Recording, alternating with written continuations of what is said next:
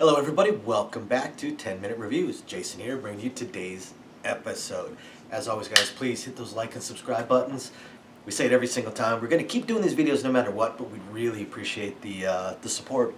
We just love to bring you guys books and talk about books and authors, and hopefully we bring you guys something new to read. So for today, I want to talk about an author that I've talked about many times before. He's one of my favorite authors. He's a science fiction author, absolutely one of my favorite authors.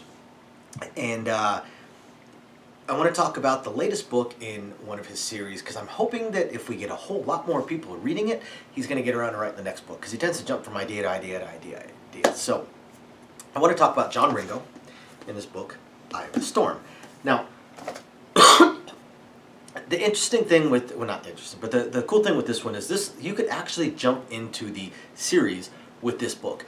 Most of the time his books are kind of, at least within the Legacy of Aldenata series, which is what he ended up calling this one, they all kind of follow this timeline, and this one does too. It's in it'd be the most recent one in the timeline, but everything that preceded it is basically over for the most part. He really does end the previous wars, end the previous everything. Really, you could start fresh, because he introduces enough of the history behind it that you could start fresh with this book and not feel like you're missing too much. With any of the other books, if you try to jump in, you'd be just lost. So as always, I'm going to talk about four things. I'm going to talk about the world-ish, the characters-ish, the plot, and the writing style. So the world is, of course, our world, but it is not far, but it is a little bit into the future. Figure a few decades, maybe a century. It's tough to say because of the technology that is eventually introduced, and we're now in our world after a major interstellar war. In a way, we've made contact with aliens, we've fought aliens, we've been put under the heel of aliens, and resisted against aliens, but we've gained a lot of technology, including the ability to basically de-age people. That's a real key thing through these books, because he writes military science fiction, and one of the things that was great in the first set of books is how many of the main characters, or side characters rather, were hello, this is Freya, my fuzzy co-star. How many of the side characters were extraordinarily experienced soldiers. Basically, he had the ability to take, say, a 90-year-old or 80-year-old Vietnam veteran and Korea War veteran, sergeant majors and generals and such, and de-age them back to about 22 years old. And then, you take somebody like that with all this ton of experience and basically a hardened, experienced soldier, and just make him a captain, put him in charge of a company, and great things happen. And in this case, so we're in the future. We've got some interesting technology.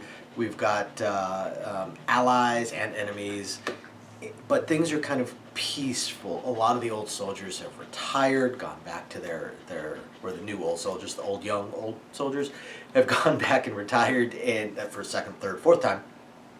And the main character, I'll get into the characters. The main character is Mike O'Neill. Same Mike O'Neill that's the main character in most of his other books. If it's not, or not most of his other books, most of the other Legacy of Aldenata books.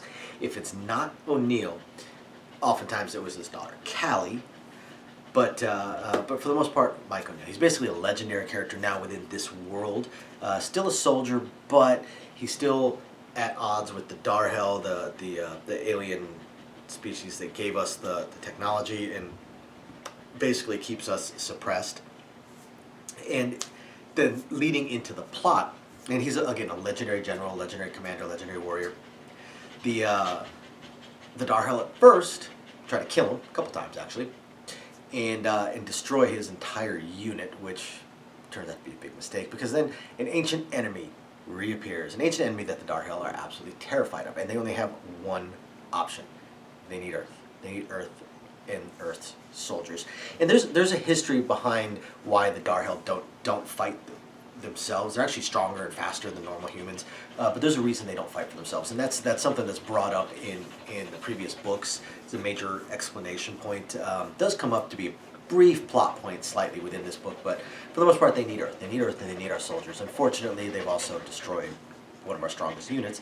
So all of a sudden now Earth is suddenly at an advantage. We can be the tail of wags, basically. I think that phrase actually used in the book. They need us, and now we can make demands, and they need Mike O'Neill again. So this book, it's book one, obviously. He has not jumped. He has not written any of the further books in this yet. He has a tendency. John Ringo has a tendency to bounce around, but this is by far his biggest series. So I'm sure either he's going to come back into it, or he will have one of his fellow authors that have written other novels in the Legacy of Aldenata series, have one of them write it. But it's almost, I can't call it an origin story, but it's bringing back so many major characters from his other books in this series.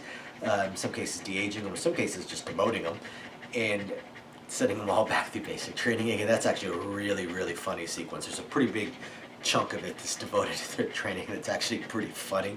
And you see Ringo's military experience showing up in the book, which shows up in all of his books. He has a real clear understanding of the mind of a soldier that non-soldiers just will not get. The mind of a combat soldier that non-soldiers just will not understand. They just don't get it. So I can always, as a vet myself, I can always tell the difference when I read a soldier or war novel. I can always tell if the author actually served, not necessarily in a war, doesn't be in a combat zone, but I can tell if the author actually served in a combat MOS, in a combat unit, or whether or not they were veterans or whether or not they were civilians. I mean, I can tell those three things just by how they portray the mind of the combat soldier.